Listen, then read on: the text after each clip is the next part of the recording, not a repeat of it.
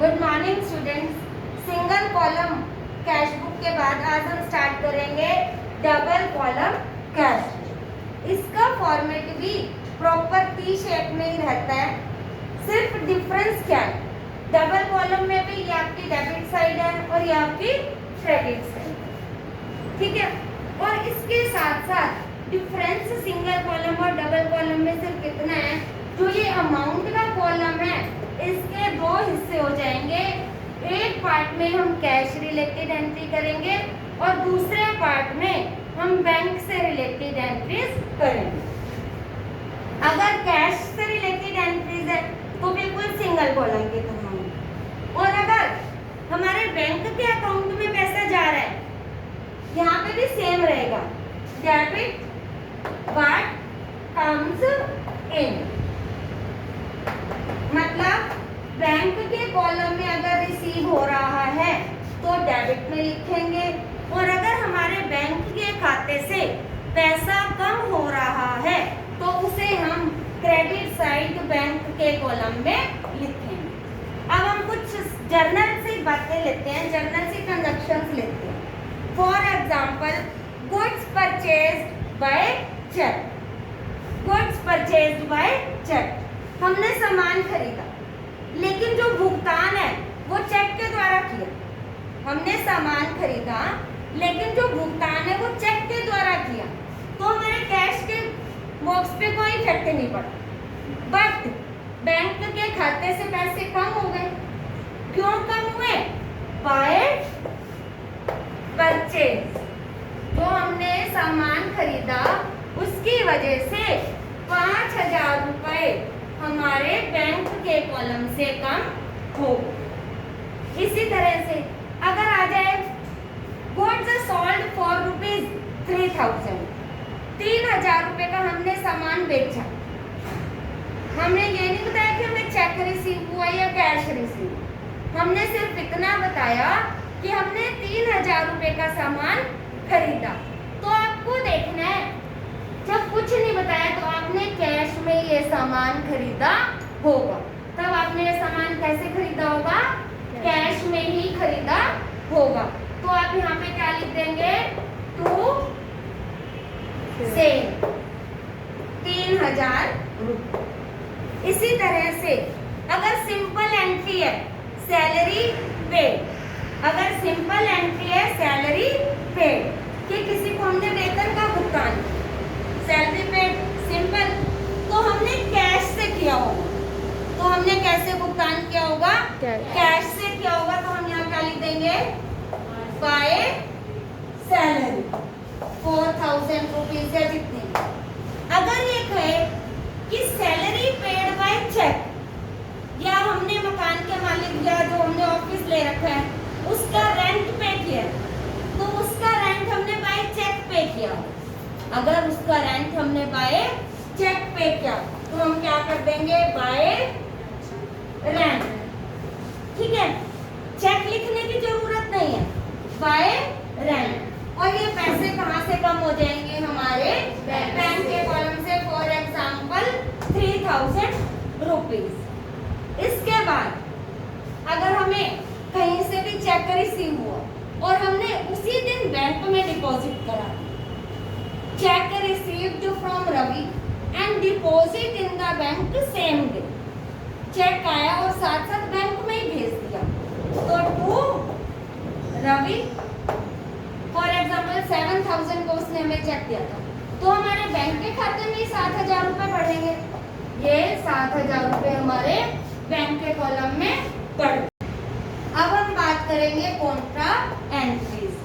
Contra entries क्या होती है? इन्हें हम हिंदी में दोहरी प्रविष्टियां भी कहते हैं।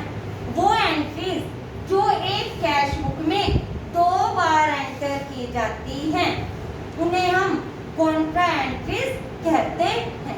Which entries are passed 2 times in a cash book are called contra entries, once in debit side and once in credit side।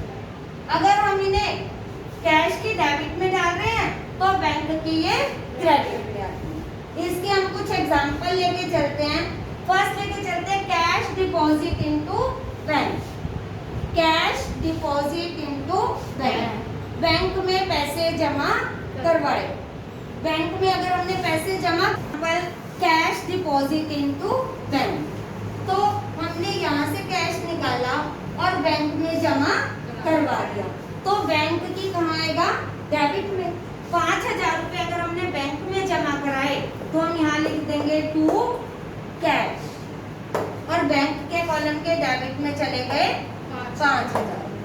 अब वो 5,000 रुपये हमारे कैश से रिड्यूस भी हुए हैं, हमारे कैश से वो कम भी हुए हैं, तो हम यहाँ लिख देंगे बाय बैंक। क्यों कम हुए हैं कैश के कॉलम से 5,000 रुपये, क्योंकि वो बैंक में गए, क्योंकि वो बैंक में गए। और बैंक में 5,000 रुपये क्यों आए हैं, क्योंकि वो हमारे कैश से रिड्यूस हुए हैं, कैश से कम हुए।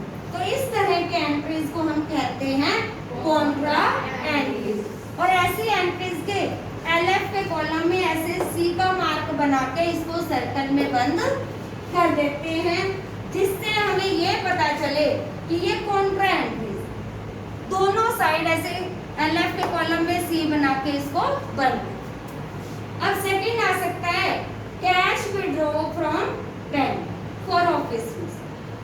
ऑफिस के यूज के लिए हमने 3,000 रुपए बैंक से निकाले, तो कैश के डेबिट में आएंगे, क्योंकि बैंक से निकाले तो कैश बॉक्स में डाले भी होंगे।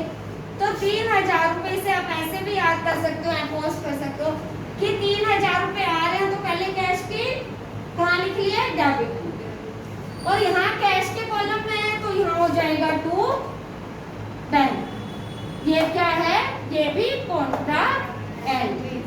और यहाँ कैश के कॉलम में आए तो बैंक से कम हुए, बैंक से कम हुए, तो बैंक की क्रेडिट में आ जाएंगे 3,000 रुपए, बैंक की क्रेडिट में आ जाएंगे 3,000 रुपए।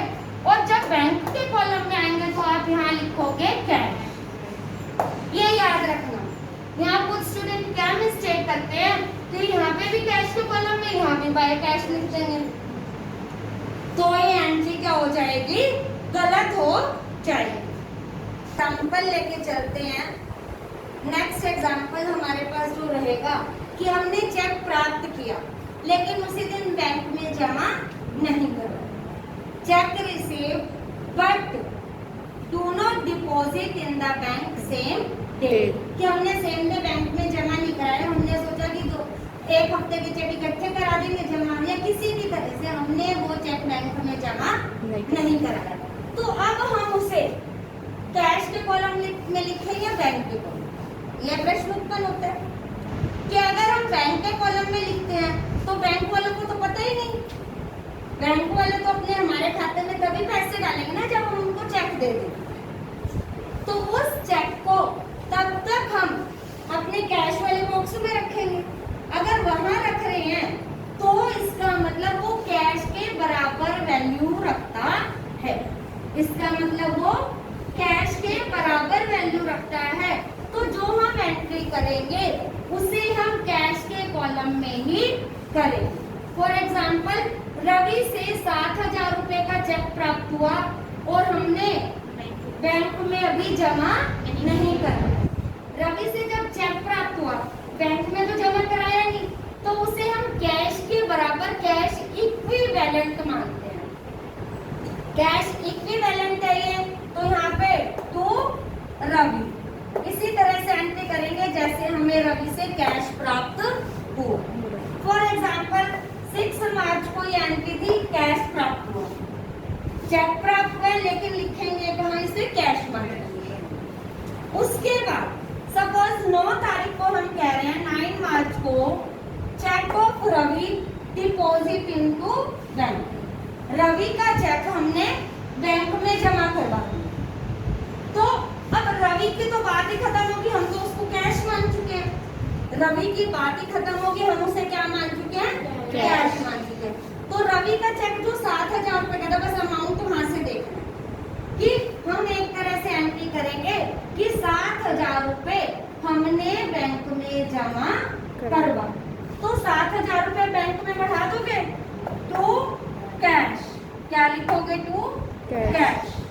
Contra entry. जैसे कैश डिपॉजिट इनटू बैंक की एंट्री होती है ना, उसी तरह से चेक डिपॉजिट इनटू बैंक की एंट्री भी सेम रहेगी, कॉन्ट्रा एंट्री रहेगी। यहाँ टू कैश करके बैंक के कॉलम में बढ़ा दी।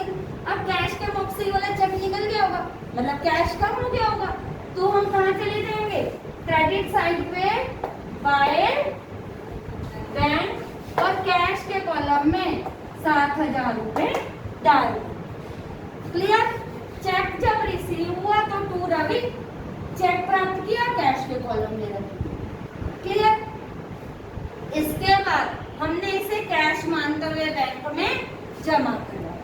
तो एक तरह से इनडायरेक्टली अगर आप देखो तो ये सीधा बैंक में ही पैसा आ गया, कैश का बैलेंस तो नील ही हो जाएगा, कैश की डेबिट में भी आ गया और कैश की क्रेडिट में।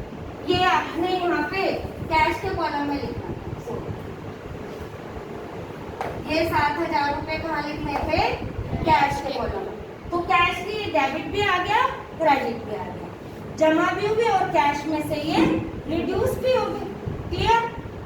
और अगर 12 तारीख को बैंक वाले कहते हैं, 12 मार्च को बैंक वाले कह रहे हैं कि आपका जो चेक रिसीव हुआ था वो डिसऑनर हो गया, जो चेक रिसीव हुआ था वो डिसऑनर हो गया, मतलब वो बैंक से हमारे पैसे खत्म कर देंगे, मतलब वो हमारे बैंक के खाते में पैसे घटा देंगे। तो अब क्या करें, हम वो पैसे किससे मांगेंगे, रवि से दोबारा। हम वो पैसे दोबारा किससे मांगेंगे, रवि से। तो क्या एंट्री हो जाएगी, बाय रवि। 7,000, ये एंट्री हो जाएगी चेक के डिसऑनर होने